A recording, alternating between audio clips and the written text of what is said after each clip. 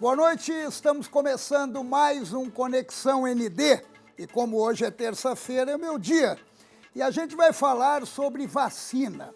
Vacina que é a expectativa de todos nós e que está sendo também produzida pela Universidade Federal de Santa Catarina. A esperança é que os primeiros experimentos sejam realizados ainda no mês de janeiro, agora no ano que vem.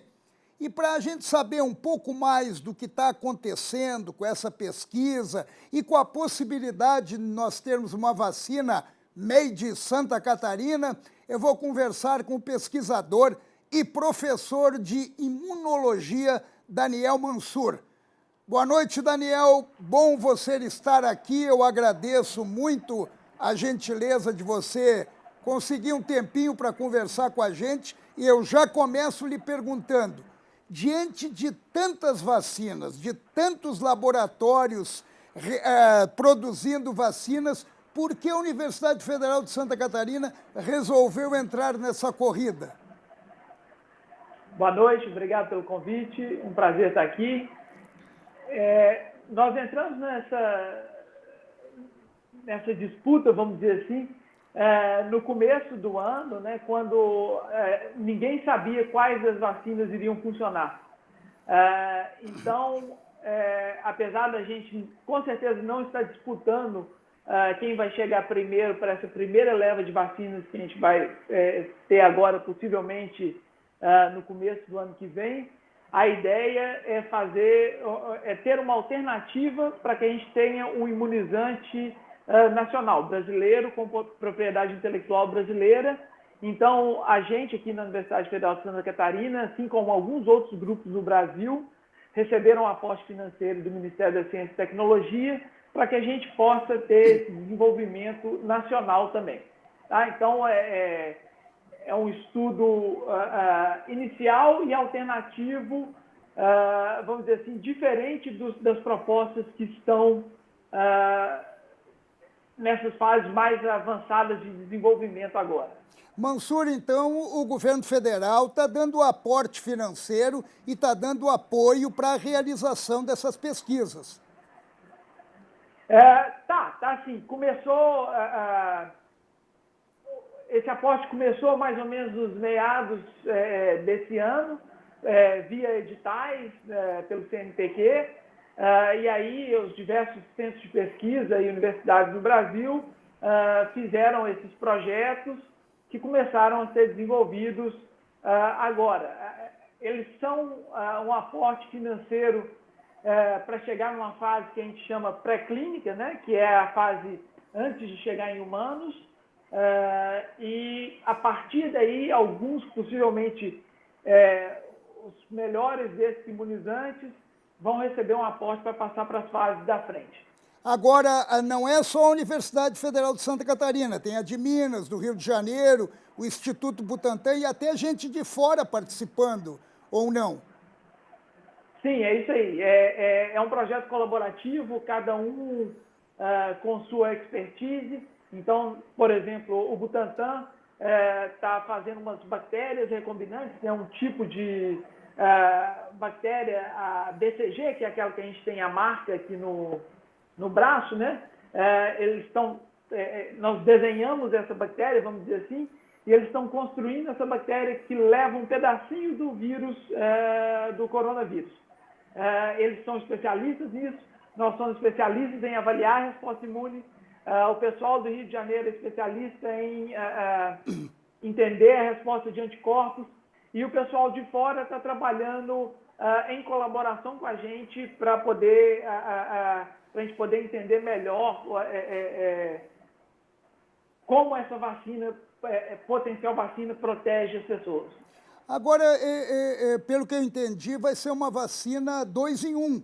É uma vacina BCG e uma vacina Covid-19. Combate a tuberculose e combate o vírus, seria isso? Isso, exatamente. Então, tem alguns motivos para a gente ter escolhido a BCG. Um deles é porque a gente está ouvindo falar bastante dessas vacinas agora, de anticorpos neutralizantes, né? De anticorpos que bloqueiam o SARS de entrar na célula. Mas a BCG estimula uma parte da resposta imune um pouco diferente, que a gente chama de imunidade celular, e a gente acha que isso é muito importante, especialmente para manter a resposta imune, vamos dizer assim, efetiva por um tempo bem longo. Tá? Então, é por isso que nós apostamos nessa vacina, ao invés de só uma vacina que induza anticorpos.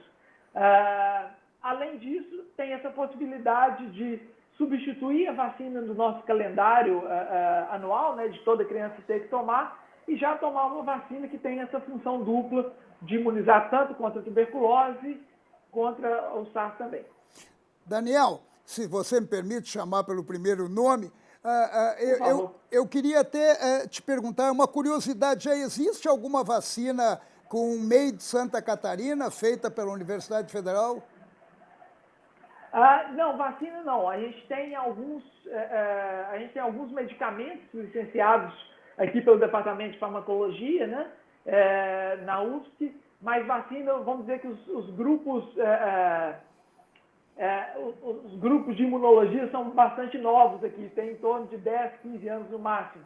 Então, a gente tem, por exemplo, algumas pedidos de patente para vacina de dengue, tem alguns professores aqui que têm pedidos para outras vacinas também, mas para chegar no mercado, não, ainda não tem. Agora, os experimentos, eles começam em janeiro do ano que vem. Daria para você explicar, para a gente entender um pouco o que é isso? A gente ouve muito, né, Daniel? Fase 1, fase 2, fase 3. Na fase 3 tem que apresentar não sei o quê. Na fase 1. Qual é a fase que nós estamos? Na pré-fase?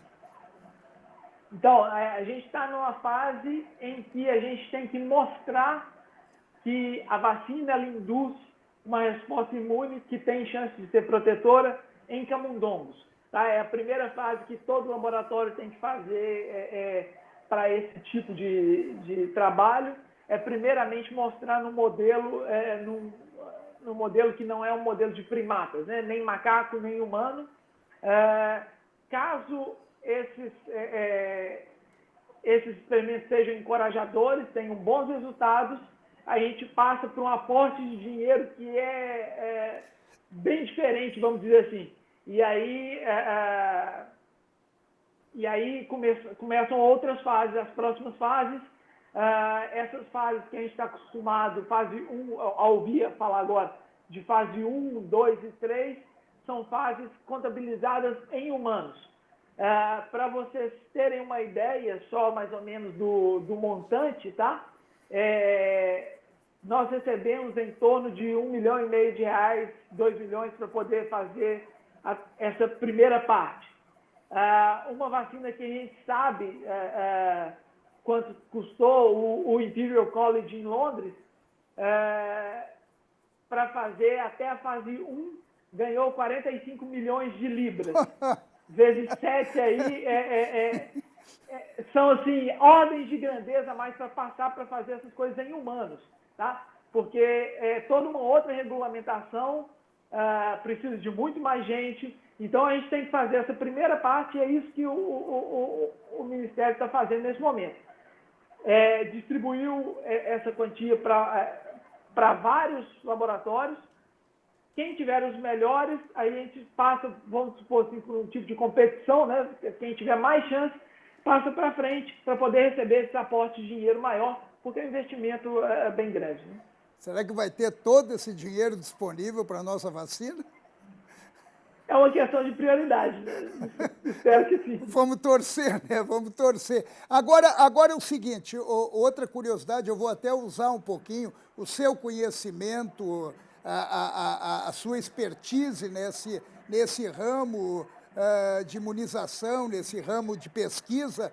O que me chamou a atenção é que a Pfizer fez uma vacina que precisa 70 graus negativos para ser preservada.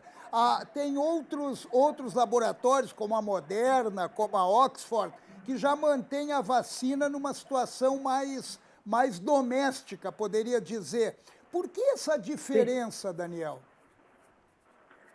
Então, essas vacinas, especialmente, talvez seja legal a gente comparar a Pfizer e a Moderna, que são duas vacinas, que são vacinas de nova geração, é a primeira vez que elas estão indo para testes em humanos, são vacinas de RNA.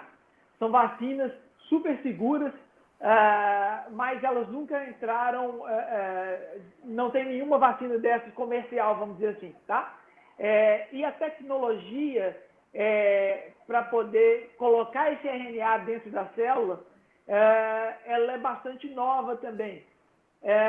E a Moderna, ela tomou algumas atitudes um pouco diferentes da Pfizer, algumas decisões que são propriedade intelectual da Moderna, que permitem com que esse RNA seja mais estável a 4 graus, na temperatura de geladeira. Enquanto a Pfizer, ela usa um envelope, vamos dizer assim, cobrindo esse RNA, que ele não é estável o suficiente para manter esse RNA viável a 4 graus. Então, vamos dizer assim, que é um problema mais de estabilidade de como entregar esse RNA do que do próprio imunizante em si. Tá? Então, é mais sobre o método de entrega da vacina. Agora, de entrega no corpo, né? Não de entrega logística. Sim, agora eu vou entrar na entrega logística. Nós somos um país tropical. Já estamos aguentando um calorzão aí que promete, né? Aí eu lhe pergunto, nós temos condições, o governo quer comprar 70 milhões de doses da Pfizer. A gente tem condições de armazenar isso e conseguir fazer um plano de vacinação seguro?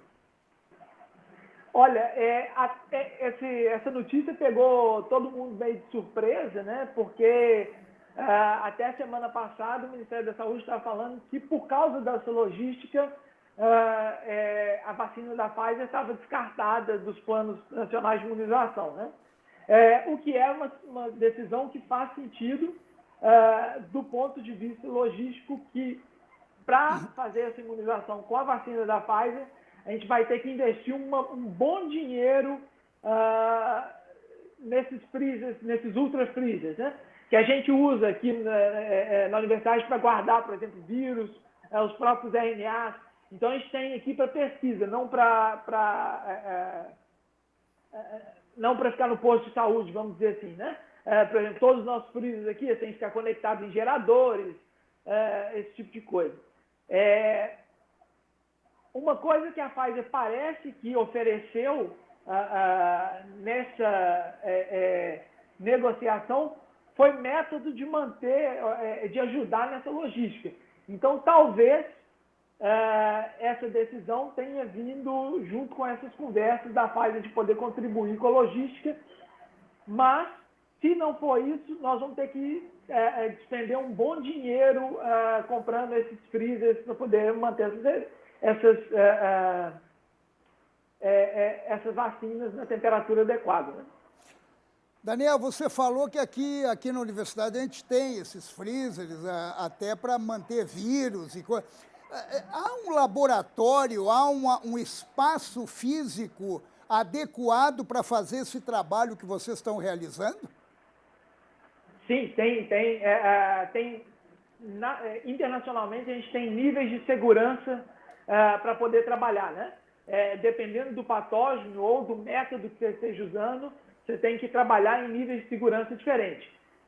Então, por exemplo, vamos supor que trabalhar no laboratório comum, a gente tem o nível 1, para trabalhar com algumas infecções são nível 2, que tem alguns laboratórios aqui na universidade que tem, o nosso é um deles, e num prédio novo que a gente tem aqui, a gente está construindo um laboratório de nível 3, que é o laboratório adequado para trabalhar com SARS. Não existe desse laboratório para trabalhar com patógenos humanos, não existe nenhum em Santa Catarina no momento.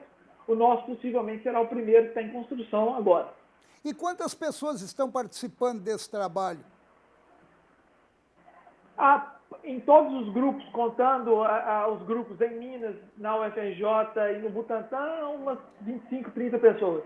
E aqui na Universidade Federal?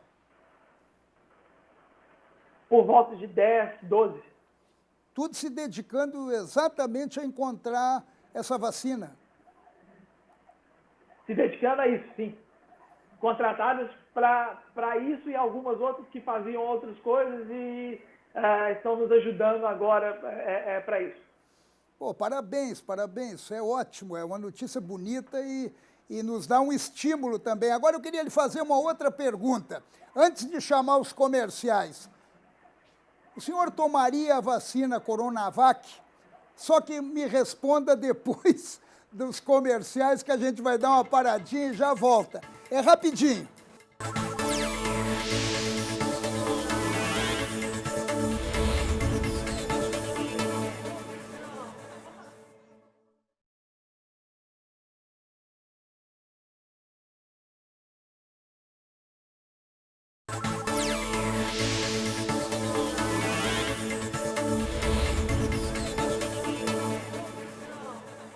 Esse é o Conexão ND aqui na Record News e hoje nós estamos recebendo o pesquisador e professor de imunologia Daniel Mansur. E a gente está conhecendo um pouco mais esse universo das vacinas que está criando toda essa expectativa para que chegue logo e a gente consiga dar um show Covid-19, né?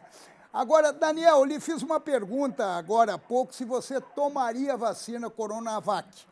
Existe toda uma politização lamentável, desagradável e até desumana, porque cria uma falsa expectativa e que a gente acaba considerando que essa vacina não é boa, porque a origem dela é China. Só que insumos vêm da China, insumos vêm da Índia e os insumos estão fazendo vacinas. E daí nos explica um pouco como é que funciona essa história toda.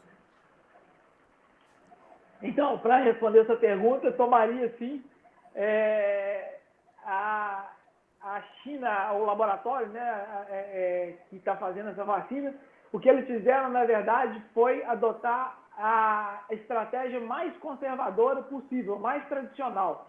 Então, eles fizeram essa vacina para o SARS-CoV-2 da mesma maneira que a gente, de várias vacinas que a gente toma e que a gente tem feito há mais de 100 anos, tá? Então, o processo de fazer a vacina, ele é um processo bem tradicional, muito bem estabelecido, e que a gente sabe que funcionou para diversos outros patógenos antes, tá? É claro que a eficácia dessa vacina a gente só vai saber depois que os resultados da fase 3 estiverem disponíveis, né? Não significa que se o método funcionou para uma outra vacina, para um outro patógeno, que ele vai funcionar para essa também. É verdade. No entanto, o método em si é extremamente seguro. Então, assim, na verdade, eu estaria feliz com qualquer vacina que estivesse disponível no Sistema Único de Saúde e não tem motivo nenhum para poder descreditar essa vacina. Ela é feita de um método bem tradicional, com vírus inativado. A gente não sabe se funciona, tem que ver pela fase 3. Os resultados de fase 1 e 2 são muito encorajadores, muito mesmo. Os resultados já publicados, né, que a gente já teve acesso, são resultados bem robustos e tudo indica que pode ser uma excelente alternativa. Agora, é isso que eu queria que você me explicasse. Tem essa vacina tradicional, método tradicional, e tem a vacina, eu não sei se é da Oxford ou até da Pfizer, que é genética, que material genético, eu não sei, eu não entendi bem, porque até não é o meu ramo, mas eu gostaria que você explicasse para nós quais são as diferenças de um tipo de vacina para outra e se isso tem diferença também no tratamento. Então, vou falar então das 3 vacinas que a gente está considerando aqui no Brasil, tá? E comparar essas 3, que talvez seja o mais interessante para esclarecer para todo mundo. A vacina, a Coronavac, né, a vacina do laboratório chinês, ela é uma vacina que basicamente eles produzem tanto de vírus muito vírus do SARS-CoV-2 e inativam esse vírus. Basicamente, eles matam ele com um químico. Tá? A vacina é nada mais que isso, é o vírus morto. Então, ele tem tudo que o vírus tem, sem conseguir causar a infecção que nos deixa doente. Tá? Ele simula esse ponto inicial da infecção. Essa é a Coronavac. Tá? Produzir essa vacina, chegar nesse ponto, ela tem dificuldade porque a gente tem que produzir, para ter o vírus inativado, a gente tem que ter o vírus vivo. Então, a gente tem que produzir esse vírus em quantidades muito grandes. Tá? Então, tem um risco inerente do processo. É que nem a influenza, desculpe te interromper, é que nem a influenza seria? Tipo a vacina da influenza? Ou eu criei um problema aí? Parecida. A influenza é um vírus atenuado, ele replica um pouquinho. Tá. A da Coronavac, ela nem replica, ela só chega e fica ali e o seu sistema imune enxerga aquilo que lhe foi dado. Tá? A de influenza, ela multiplica um pouquinho no seu corpo antes de parar. A vacina de Oxford, o que eles pegaram foi um vírus que não causa doença em humano, um vírus chimpanzé, e colocaram dentro desse vírus um pedacinho do coronavírus. A proteína S, que é a que fica do lado de fora, que é o alvo dos anticorpos neutralizantes. Tá? Qual que é a dificuldade, qual que é a vantagem dessa vacina? Que ela é muito segura, que você não precisa preocupar se você inativou todos os vírus. De forma nenhuma esse vírus vai poder te causar doença nenhuma. Tá? Uma desvantagem dela é que uma vez que você foi vacinado com essa vacina, você não vai poder ser vacinado com, por exemplo, se aparecer o SARS-3, a gente não vai poder usar esse mesmo vetor, que é o que chama essa vacina. Tá? Esse vírus que está carregando a vacina.